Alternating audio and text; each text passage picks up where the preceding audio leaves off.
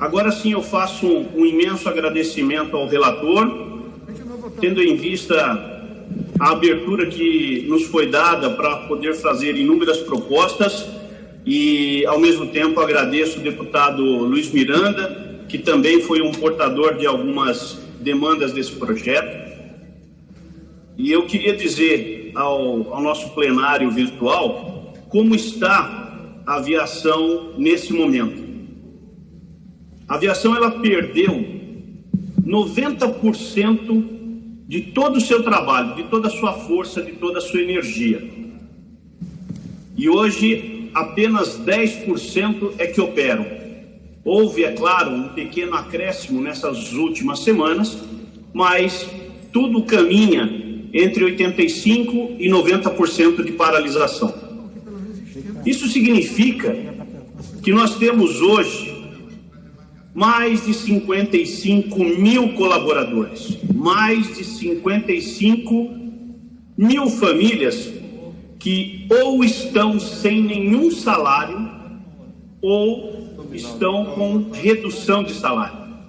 Nós estamos falando de mecânicos, de funcionários de pista, de atendentes de aeroporto, que são os aeroviários. Estamos falando de comissários de voo, de pilotos e copilotos que movimentam a aviação brasileira. Num período normal, nós temos aí praticamente cerca de 300 a 330 aviões no ar o tempo inteiro. E nesse momento, quem sabe, nós tenhamos apenas 30 aeronaves voando. É claro que o setor ele permitiu que houvesse uma malha mínima funcionando, interligando capitais e aproximadamente 20 cidades, mas bem distante do trabalho que realizava em janeiro ou em dezembro do ano passado. Então, portanto, para as empresas foi caótico essa pandemia, foi destruidor. E hoje, inclusive, nós tivemos uma notícia triste que a Avianca oficialmente acabou pedindo falência. E ficamos então com 3 grandes companhias, trazendo a reboque mais outras 2. E essas 3 grandes companhias é que hoje realmente passam um sufoco. E não dá para fazer um linguajar tão rebuscado, porque a palavra que mais expressa a situação das companhias é sufoco. E junto com as companhias, todos os colaboradores que, além de estarem passando por situação difícil, têm ainda na frente a incerteza se vai ter ou se não vai ter um emprego. Ligado a tudo isso, nós tivemos um avanço no relatório do deputado Arthur Maia, que foi a permissibilidade de se utilizar o fundo da aviação civil para empréstimo e também como garantia. E no que se refere à defesa do consumidor, houve uma certa liberalidade em função de algumas exigências que o próprio Código traz, em permitir que houvesse uma flexibilidade de acordo entre as empresas e os passageiros, entre a empresa e os seus consumidores. Porque se as regras fossem tão rígidas no momento difícil, ficaria muito complicado as empresas conseguirem andar. Essa situação, é claro que ninguém pode dizer ainda uma data que nós vamos terminar, olha, tal dia a empresa vai voltar a ser o que era. Infelizmente, essa data nós não temos. Por isso que essa medida provisória 925, ela é bem abrangente, ela contempla muitos benefícios para esse setor.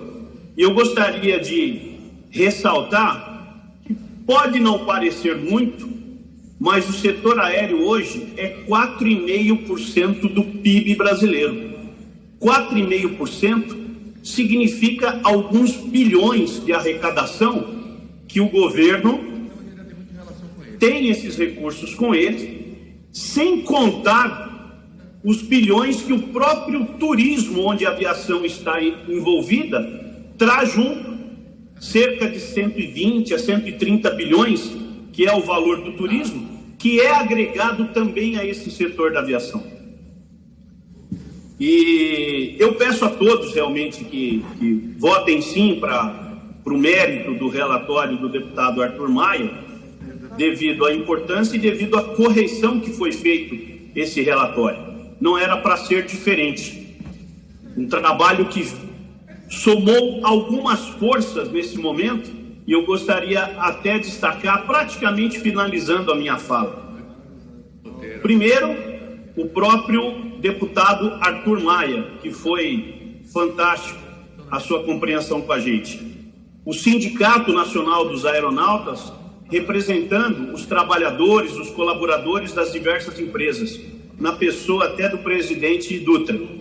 A ABAR, Associação Brasileira das Empresas Aéreas, onde nós nos reunimos várias vezes, inclusive com a presença do deputado Orlando Silva, presença do deputado Cury, de São José dos Campos, aqui de São Paulo, e outros, Jerônimo Gorg, que são pessoas bem ligadas à aviação, e eu faço realmente esse agradecimento a todos eles.